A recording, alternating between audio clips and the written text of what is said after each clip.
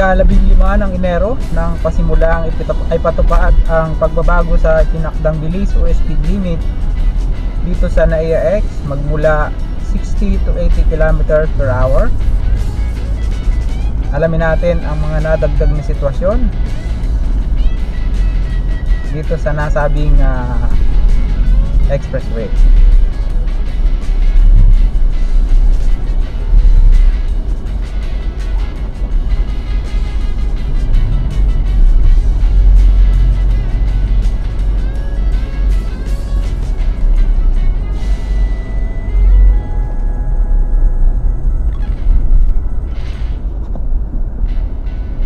Ngayon po'y araw ng Miyerkules, ika-19 sa buwan ng Pebrero 2025. Ang oras po natin ay 25 minutong makalipas ang ika-5 ng hapon. Kasalukuyan nga, narito po tayo sa NAIA X o NAIA Expressway at nagkaroon po tayo ng pagkakataon na makabiyahe papunta po ng Terminal 1 at samantalahin natin nung pagkakataon na maibahagi po sa inyo yung mga ilang mga pagbabago rito, kagaya nga po niyang speed limit na magmula sa 60 ay itinaas to 80 km per hour. Kamakailan dumaan po tayo dito ay naobserbahan natin na tila nag-aalangan yung ating mga kasamahang mga driver, no? Nananatili pa rin sila sa 60. So alamin natin kung nakapag-adjust na nga ba yung karamihan. Dahil ngayon po ay pasado alas 5 na, ay nagkakaroon na ng build up ng traffic dito approaching ng Toll Plaza. Maibalita ko din po sa inyo mga kabayan, kamakailan ay narinig po natin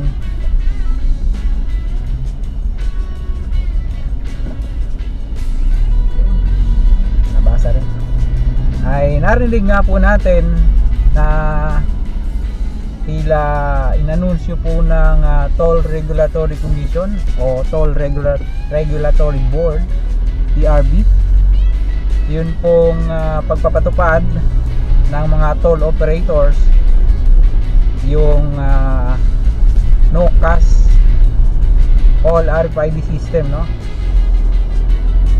Wala nang cash, kailangan ay magpakabit na ng RFID system, RFID card or ID bago dumaan sa mga expressway at sa mga highway dito sa atin, para maiwasan yung mabagal na daloy ng trapiko, lalo na sa mga toll plaza, no?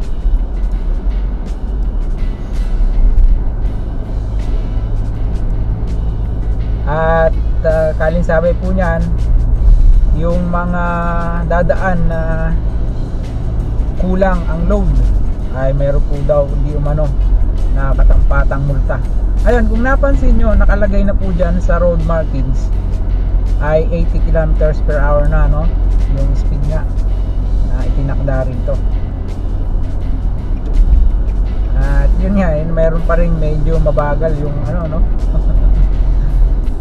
O dahil marami na yung volume ng sasakyan.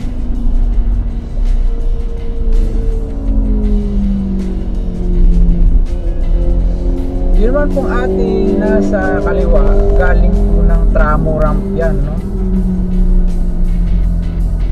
Yung kung galing po kayo ng Manila or Makati area, ay mas pabor kung kayo ay pupunta ng Terminal 2 or 1, or papunta po kayo ng Entertainment City, o papunta kayo ng Cavite area.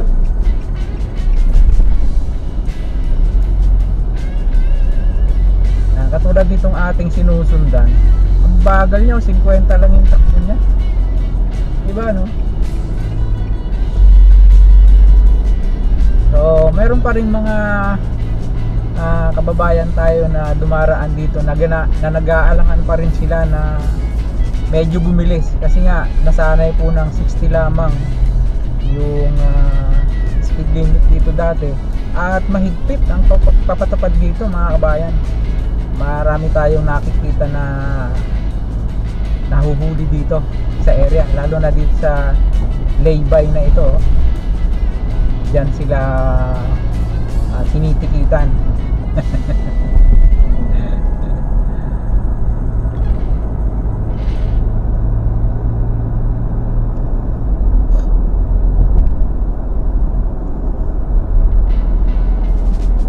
Pag akyat po natin dito papunta ng Terminal 2 at Terminal 1 ay as usual pa rin po na normal yung speed limit and 40, hindi po siya nagbago dahil nga dito bukod sa medyo makitig yung kalsada ay paliko-liko siya, no? Kaya hindi safe na magmabilis tayo rito.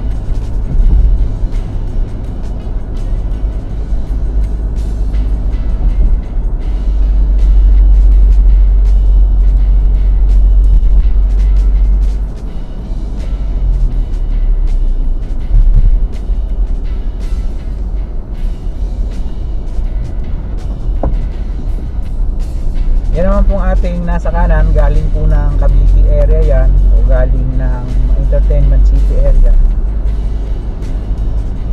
Pag dumiretso tayo dyan sa kaliwang lane, papunta po ng Terminal 2 yan.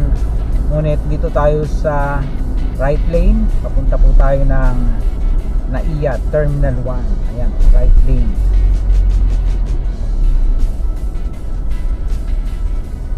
Noong pong kamakailan ay nilagyan ng toll plaza itong dulo ng itong off ramp na itong NAIA X, ano.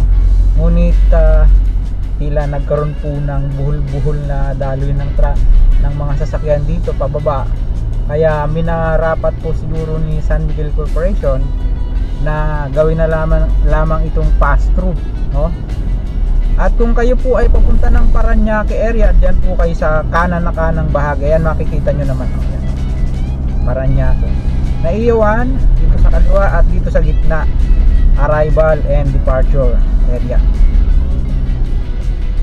Ayan o, nakalagay, pass through na lamang po siya.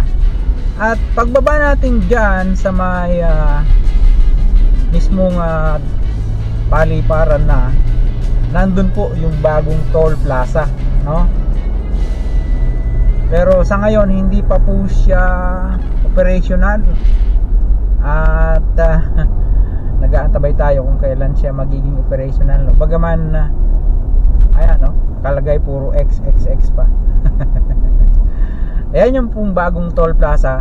Kung maalala nyo, ito yung dating security check area, no?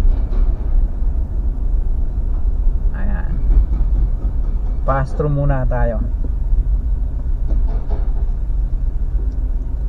Medyo marami-rami po ang pagbabago magmula po nang i-take over ito ng pribadong kumpanya. Yun na nga po yung San Miguel Corporation. Including po yung parking. May mga nagche-check din na yan, no?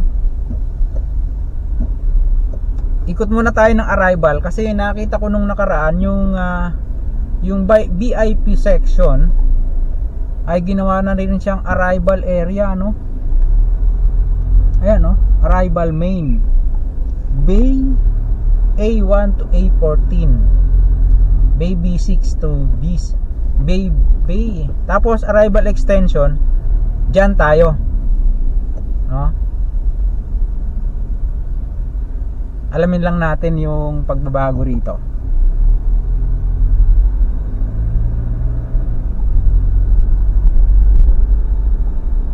Kung mayroon po kayong susunduin, pwede rin dito or pwede doon sa arrival extension, ano. Ayan, dalawa pala, Bay A saka Bay B. Ikot-ikutan lang natin. Etong labas Bay B, yung loob ay Bay A. Ayan.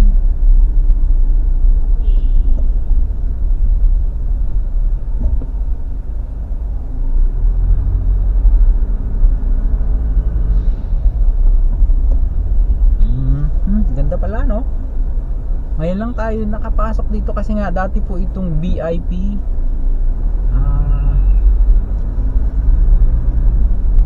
VIP area. Oo. O, yung taas naman, may binabakbak. Yung taas naman po, galing naman po ng departure area yan. Then yung parking nakita natin, nire-renovate din, ano?